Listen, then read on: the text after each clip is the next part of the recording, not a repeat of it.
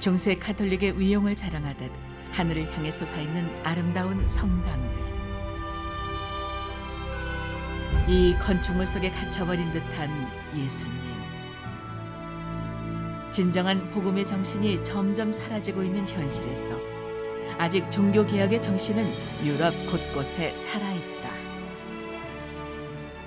오직 성경으로 돌아가자. 성경의 진리를 다시 회복시킨 종교개혁의 완성자, 장로교의 아버지, 존 칼빈을 만난다.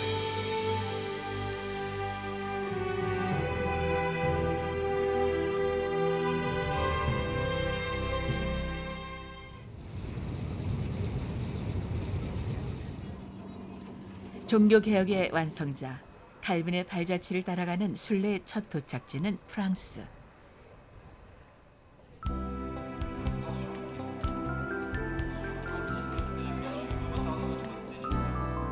문화와 예술의 도시 파리.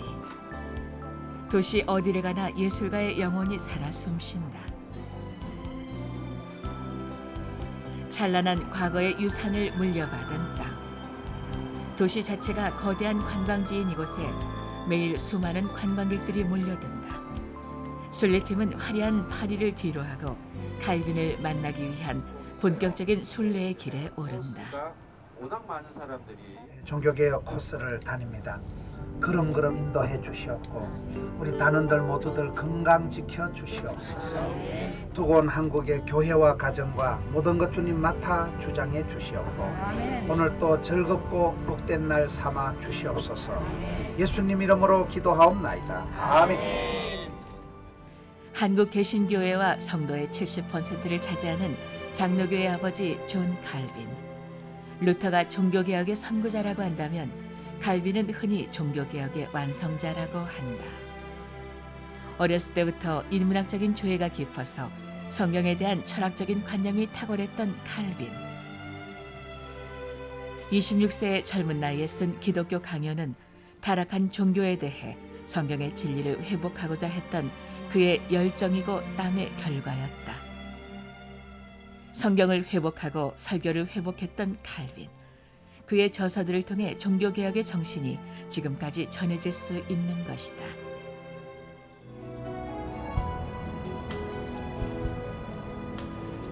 파리에서 북쪽을 향해 가는 길에 만난 아름다운 시골 풍경. 순례팀이 도착한 작고 소박한 도시는 칼빈이 태어난 노용이다.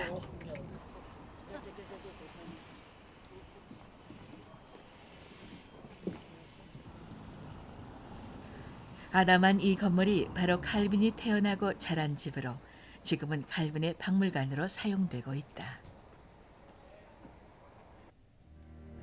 전시 공간으로 마련된 공간에는 칼빈 개인 자료는 물론이고 종교개혁의 역사가 고스란히 담겨있는 자료들이 전시돼 있다.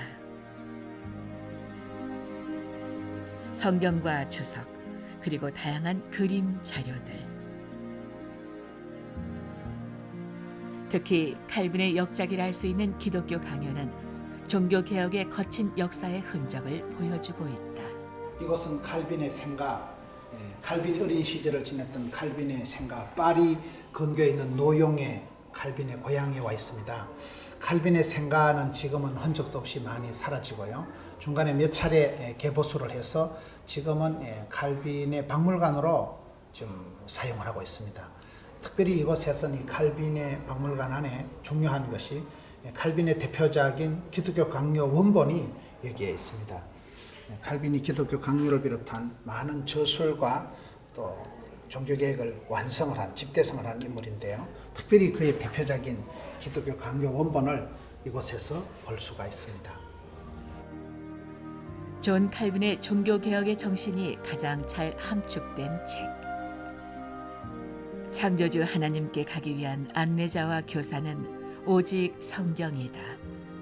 성경을 통해 하나님에 대한 지식을 밝히 가질 수 있으며 참 하나님을 분명히 알 수 있다. 예수님만이 구원이라는 진리를 담고 있는 기독교 요람으로 프로테스탄트, 즉 개신교를 세우는 데 중요한 기초가 되었다.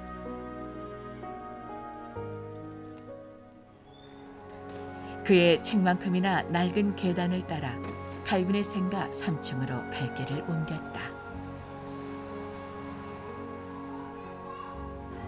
칼빈의 생가, 칼빈 박물관의 3층입니다. 이곳에는 그 시대의 종교 개혁을 하고 또 그 시대의 교인들이 얼마나 힘들었는가를 보여주는 사진이 있습니다. 이 시대에 이렇게 들판에서 광야교회로 들판에서 모여서 이렇게 예배를 드리고 여기 망루에서 망을 보다가 혹시 그때 로마 캐톨릭 군인들이 찾아오면 이동용 강대상에다가 이렇게 이동을 해서 가마에 싣고 이동용 강대상으로 이동을 하는 모습입니다. 이 강대상 이동용을 가마에 싣고 도망을 다니고 그 시대의 종교개혁자들이 참 목숨을 걸고 신앙생활을 했던 모습을 보여주는 이동용 강대상. 힘들었던 종교개혁의 역사의 증거. 종교개혁자들과 성도들이 목숨을 걸고 믿음을 지켰기에 오늘의 기독교가 있는 것이다.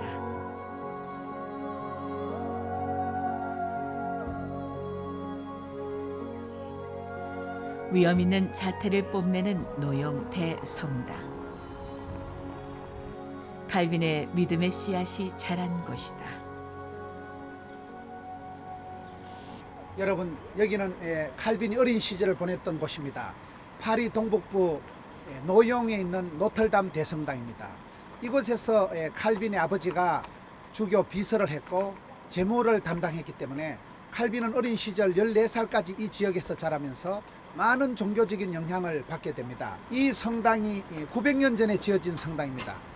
칼빈이 태어난 지가 지금 500년이 지났으니까요. 칼빈이 태어나기 전에 400년 전에 지어진 노틀담 대성당입니다. 칼빈의 어린 시절과 마주하기 위해 성당 안으로 발길을 옮겼다.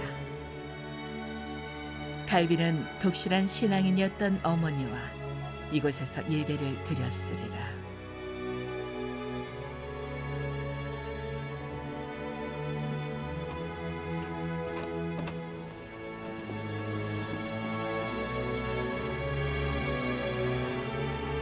당시 로마 카톨릭이 점점 타락해가는 현실 속에서도 칼빈 가정처럼 진실하게 신앙을 지켰던 하나님의 사람들이 있었다.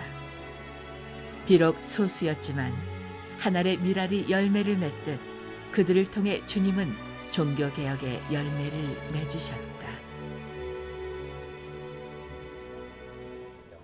우리가 이 노틀담 대성당의 역대 주교들의 명단입니다. 이것을 보면 831년에 인노센트 6세 교황이 이 주교 출신입니다. 그래서 이 성당에서 831년도에 교황을 배출할 만큼 그 시대의 로마 캐톨릭의 핵심적인 곳이기 때문에 이곳에서 일을 했던 요한 칼빈의 아버지가 이곳에서 재무를 담당하고 주교 비서를 하면서 교회의 핵심을 파악한 그 시대의 그 부패한 어려웠던 그런 로마 캐톨릭의 중심을 아주 파악을 하고 왜 종교개혁이 필요한가를 캐치한 그런 곳이 영향력을 미칠 수밖에 없었던 중요한 곳이 바로 이 노틀담 대성당입니다. 어린 시절의 신앙을 넘어서 종교개혁의 역사를 이뤄낸 존 칼빈.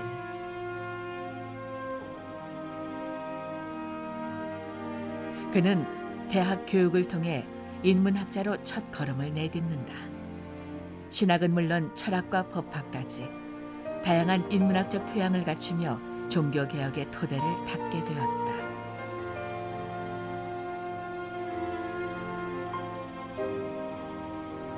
그는 종교개혁자의 소명을 향해 한 걸음씩 다가가고 있었다. 비로소 그 길을 활짝 열어준 발단은 친구인 콥의 학장 취임식 연설문을 써준 사건이다. 세상과 악한 자들은 신자들의 마음에 복음으로 순수하고 진지하게 침투하려는 자들을 이단 미혹하는 자들, 악한 말을 하는 자들, 그리고 사기꾼이라고 불러왔습니다. 그러나 환난 가운데서 하나님께 감사하면서 이 모든 것을 태연히 견디는 자들은 복이 있는 자들입니다. 그분은 기뻐하라. 하늘에서 너희 상이 크민이라고 말씀하십니다. 가톨릭 교회를 비판하는 내용의 그 연설문 때문에 그는 추방을 당하게 되었고 그 길에 수많은 종교 개혁자들을 만나게 된 것이다. 1534년 프랑스 전역에 붙었던 벽보들. 나는 교만하고 호화스러운 교황적 미사에 대해 하늘과 땅을 증인으로 삼고 진리를 말하노라.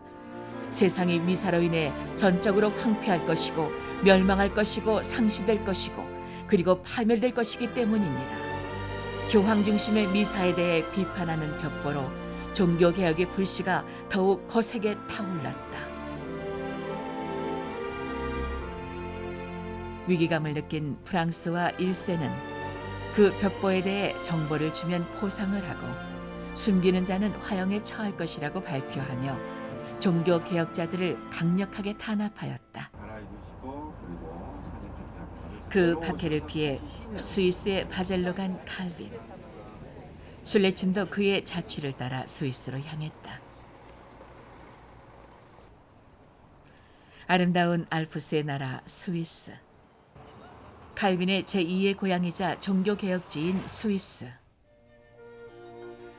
그는 2년 동안 바젤에 머물면서 1536년 27세의 젊은 나이에 16세기 개신교에서 가장 위대한 신학 저서라 불리는 기독교 강요를 완성했다.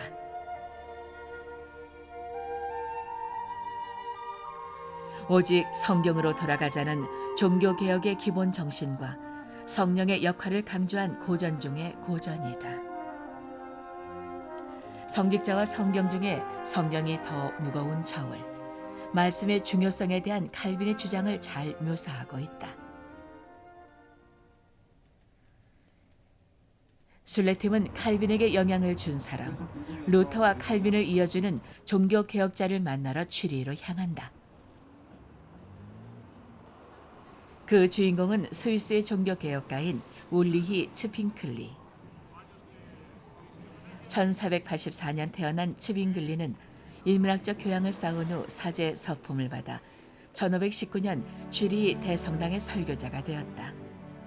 그로스민스터 성당의 사제가 되면서 성경을 새롭게 해석하는 설교가로 유명해졌고 비로소 스위스 종교개혁의 시작을 알렸다.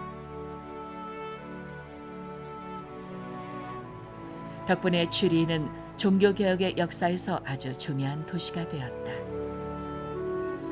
아름다운 리마트 강변이 내다보이는 곳에 세워진 크로스민스터 교회.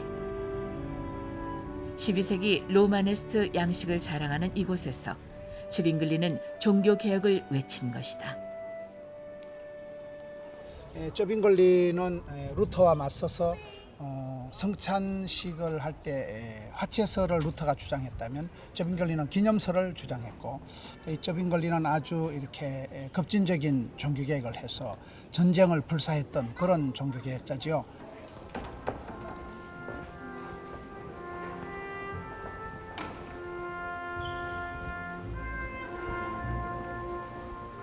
성당 안에서 조용히 묵상하는 순례팀들.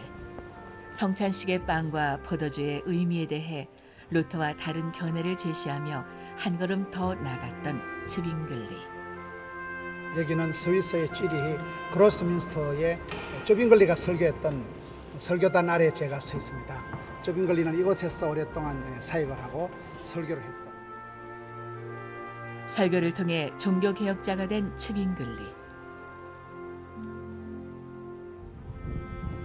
그는 가톨릭의 권위에 정면 도전하는 67개 항을 발표해 성경을 최고의 권위에 올려놓고자 했다.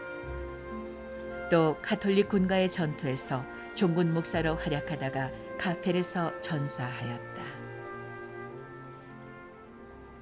츠빙글리는 이 동상이 특이한 것이 종교개혁자들 중에도 오른손에는 성경책, 왼손에는 지금 칼을 들고 있습니다. 츠빙글리는 다른 개혁자들하고는 좀 달리 정치적인 그런 개혁을 외치고 칼을 들고 전쟁을 하다가 카펠 전투에서 죽게 되지요. 츠빙글리의 그런 독특한 개혁 사상, 또 그때 함께 사역했던 사람들이 순교당한 68명이 수장을 당한 것을 기념하기 위해서 세운 워터처치 물교회에 지금 있습니다. 츠핑글리가 취리에서 닦아놓은 터전 위에서 칼빈은 종교개혁의 발전과 완성을 이룰 수 있었다. 츠핑글리에서 칼빈으로 이어지는 종교개혁의 나라. 스위스는 관광객들뿐 아니라 기독교인 순례자들에게도 중요한 나라가 된 것이다.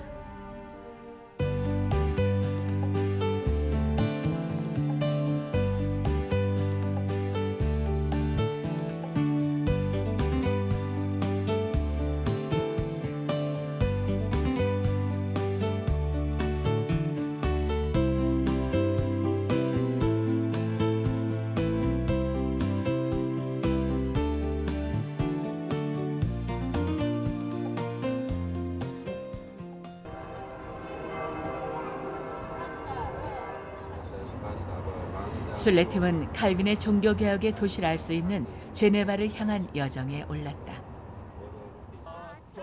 예수님의 구원에 감사했던 칼빈.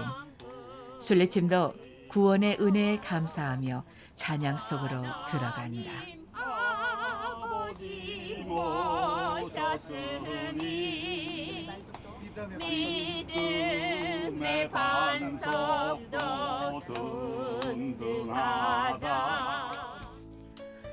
쥐리히와 바젤에 이어 스위스 제3의 도시라 불리는 제네바. 적십자 본부가 있고 다양한 국제기관들이 위치해 있는 유명한 도시다. 칼빈은 바젤 생활을 뒤로하고 종교개혁자 파렐의 요청으로 이곳에 와서 종교개혁 운동에 본격적으로 참여했다. 종교개혁의 영향으로 모든 화려한 장식이 제거된 교회. 칼빈이 설교한 후에 이 교회는 개신교의 성소가 되었다.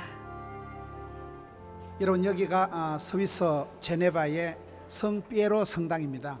굉장히 심플하잖아요. 그때는 성경에 없는 거는 다 치우자. 성경대로 돌아가자 해서 어떤 그 성물 그런 걸 다 제거를 했기 때문에 아주 심플하게 말씀으로만 돌아가자. 얀 후스, 울리 쩌빙글리, 마르틴 루터 그리고 칼빈에게 이어지면서 이 칼빈이 스위스의 제네바에 와서 이곳에서 파렐과 함께 종교개혁을 완성한 많은 역할을 했던 바로 성피에로 성당 안에 들어와 있습니다. 칼빈의 의자를 보니까 아주 새삼스럽습니다. 칼빈이 이곳에 앉아서 기도하고 말씀을 묵상하고 했던 그 칼빈의 의자고 바로 이곳이 칼빈이 이 파렐과 함께 오랫동안 설교했던 이 성피에로 성당 바로 강대상입니다. 신앙의 본질을 외쳤던 칼빈. 그의 정신이 살아있는 이곳에서 진리를 향한 열정을 가슴에 담는다. 그래서 칼빈이 오랫동안 외쳤던 하나님 말씀을 묵상하고 오늘 한국교회가 우리의 가정들이 다시금 말씀으로 돌아가게 해 주시옵소서. 새벽을 깨우고 말씀을 듣고 말씀에 의거해서 살아갈 때 칼빈은 제네바에서 다시 프랑스 스트라스부르크로 추방당했다. 제네바는 아직 칼빈의 개혁을 받아들일 준비가 되어 있지 않았던 것이다. 이 도시는 프랑스 종교 망명자들의 피난처가 되었고 칼빈도 이곳에서 3년을 보내며 결혼도 하고 기독교 강요 2판을 인쇄하였다. 프랑스 난민교회에서 목회하던 칼빈에게 제네바 교회는 다시 초청장을 보내왔다. 추방당했던 도시에 열렬한 환대를 받으며 다시 돌아온 칼빈.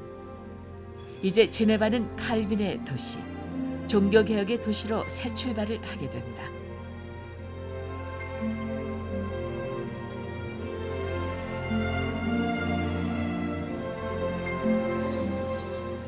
칼빈의 사택으로 향하는 좁은 골목길.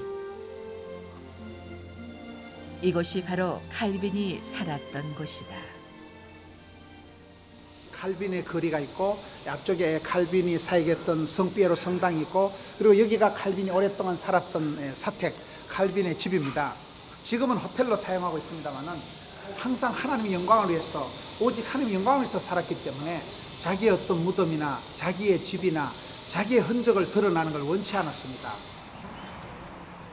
제네바를 하나님의 도시로 만들고자 했던 칼빈. 칼빈은 우상 숭배를 강력히 비판하며 그의 동역자들과 함께 기독교를 영적 종교로 격상시켰다. 여러분, 이곳은 스위스 제네바의 바스티용 공원입니다. 이곳에서 존 칼빈을 중심으로 한 종교개혁을 완성했던 분들의 동상이 있습니다. 존 칼빈은 평소에 하나님의 절대 주권, 하나님 영광을 위해서 살아야 된다고 강조했기 때문에 사람의 동상이나 사람을 이렇게 영광을 돌리는 것을 원치 않아서 칼빈에 대한 것은 흔적이 많지 않습니다. 그러나 칼빈의 그런 어떤 종교개혁을 기념하기 위해서 그 시대에 이곳에서 사역을 했던 분들을 기념하기 위한 동상이 여기에 마련되어 있습니다. 중간에 있는 분이 칼빈, 파렐, 또 베자, 낙서의 동상이 새겨져 있습니다. 종교개혁을 감당하고 집대성했던 분들의 그러한 동상이 새겨져 있는 스위스 제네바의 바스티용 공원입니다. 개혁된 교회는 항상 개혁돼야 한다. 칼빈의 외침이 아직도 들리는 듯하다.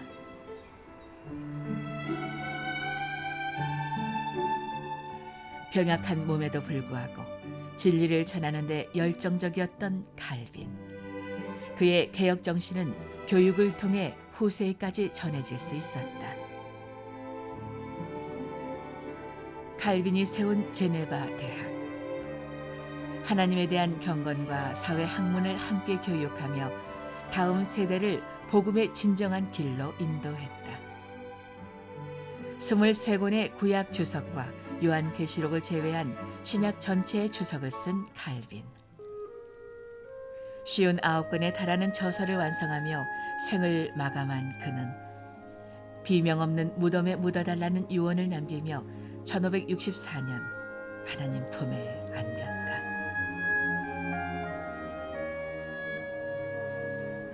개신교의 기초를 만든 종교개혁의 큰 별이 이곳에 잠들었다.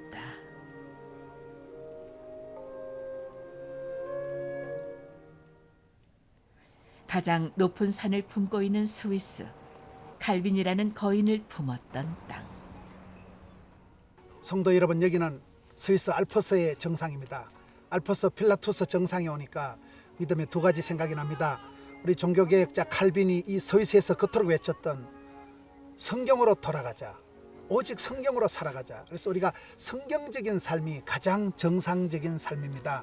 상식적인 성경적인 삶은 우리가 말씀으로 돌아갈 때 가능한 것이고, 두 번째는 이 필라투스 알프스 정상에 오니까 우리의 신앙생활은 늘 높은 곳을 향해서 비상하는, 높은 곳으로 올라가는 정상을 지향하는 삶을 살아가야 됩니다. 현실은 고달프고 힘들지라도 믿음의 높은 곳을 향해서 나가는, 믿음의 정상을 지향하는, 높은 곳으로 비상하는 우리 성도님들 되시기를 축원합니다.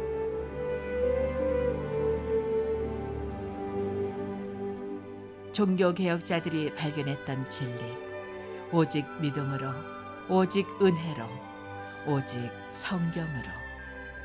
칼빈은 평생 동안 이 종교개혁의 정신을 전파하는 일에 온 힘을 쏟았고 빛으로 오신 예수님을 전파하며 세상을 밝혔다. 손가락을 하늘로 향한 칼빈, 오직 하나님께만 영광 돌린다는 그의 정신. 하나님의 섭리에 대한 무지야말로 비극의 극치요, 하나님의 섭리에 대한 지식이야말로 최고의 행복이다.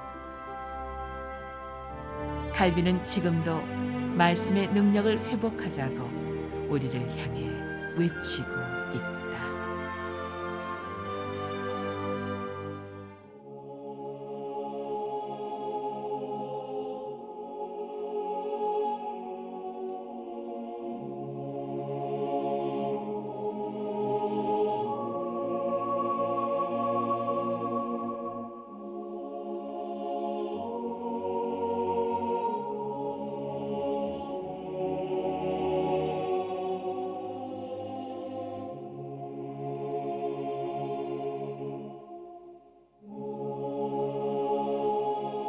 부흥의 불씨!